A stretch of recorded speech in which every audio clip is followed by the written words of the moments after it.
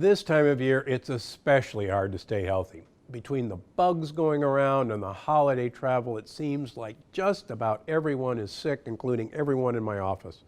Heck, I've even been a little under the weather the past few days. It happens to everyone. But if you want to stay healthy this time of year, there are a few things you can do. Some things you know about and some which may seem a little counterintuitive. So how can you make sure to stay healthy during cold and flu season? First, ditch the hand sanitizer and the antibacterial products. Yes, you heard that right. When it comes to keeping you healthy, these antibacterial soaps, gels, and sprays may be doing far more harm than good. That's because they're designed to wipe out all bacteria, good and bad. And if you've been with me for a while, either here on my channel or reading my newsletter, you know you want as much good bacteria in your system as possible, and it can actually help your immune system. So instead of loading up on hand sanitizers and antibacterial soap, wash up the good old-fashioned way with hot water and plenty of plain soap. It'll keep you just as healthy in the short term and could actually keep you healthier in the long term. Second, load up on vitamin D. When it comes to staying healthy, all the fuss is about vitamin C, and I'll talk about that in a minute. But in my opinion and many others now, there's one vitamin that's even more important when it comes to keeping you healthy, especially this time of year. I'm talking about vitamin D, aka the sunshine vitamin. In fact, when people say they feel a cold coming on, I don't tell them to load up on vitamin C.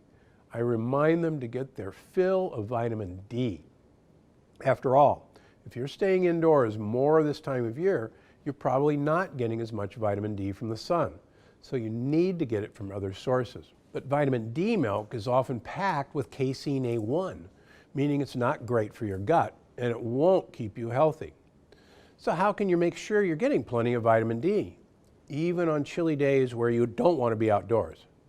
Well, if you eat animal products, you can get vitamin D from egg yolks and also from seafood like salmon and tuna and sardines. And if you're a vegan, or if none of these foods appeal to you, try mushrooms, especially shiitake.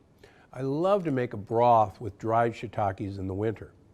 One other thing, you don't need to be sunbathing for hours to get vitamin D from the sun. Even 10 to 15 minutes a day will help. So take your dogs for a walk or have a snowball fight with the kids. Even if it's freezing out when the sun is shining, you're getting the vitamin D you need. But really, folks, 80% of Americans, despite all this, are vitamin D deficient. So my advice, take at least 5,000 international units of vitamin D3 a day. In fact, a recent analysis suggests that the average individual may need 9,600 international units a day to have adequate vitamin D levels. And no, you will not get vitamin D toxicity. And of course, vitamin C is important for a reason, so I don't want you to overlook it. But I do want to remind you of one important thing when it comes to vitamin C intake. You don't have to load up on oranges or drink tons of orange juice to get your vitamin C. There are plenty of foods beyond fruit that contain loads of vitamin C. Try eating a salad made with bitter leafy greens, or stir fry with broccoli and cauliflower. Or if you're really craving citrus but trying to avoid sugar, use lemon, especially this time of year when they're in season. Add lemon zest to your favorite cooked vegetable dish, or put lemon slices in your water. You can even add lemon juice to soup. It's great with chicken and kale. Another important thing, make sure you're eating plenty of polyphenols. When I'm under the weather, I double up on my Vital Reds because it's packed with polyphenols. And research shows that polyphenols may help boost your body's ability to fight off illness. So, if you start to feel achy or notice that tickle in your throat coming on, make sure you've got plenty of polyphenol-rich foods on hand. Maybe for you, it's Primal Plants or Vital Reds. Maybe it's leafy greens, cruciferous vegetables, or dark chocolate. Or how about coffee? Whatever your choice of polyphenol-rich food, make sure you've got plenty on hand this time of year. And make sure to work polyphenols into every meal.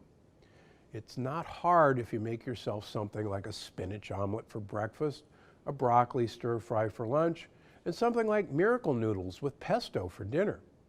And of course, a piece of extra dark chocolate for dessert. And last but not least, hydrate, hydrate, hydrate. Chances are you've heard this one before, but it's important. So before I go, I want to remind you one more time. When you're feeling under the weather, drinking tons of water is key. I'm talking more than you typically drink in a day. After all, if you're running a fever, you're likely sweating out quite a lot of water. And if you've got stomach troubles, you're likely getting dehydrated as well. So make sure you drink plenty of water and other Gundry-approved drinks. Things like Vital Reds, coffee, and hot tea are great when you're feeling lousy. I really hope you have a healthy start to 2018, but if you feel sickness coming on, remember, there's a lot you can do to take care of yourself and stay healthy. And if you do get sick, make sure you get plenty of rest. I'm Dr. Gundry, and I'm always looking out for you. Thanks for watching. Click the circular channel icon to subscribe and make sure you don't miss a single video.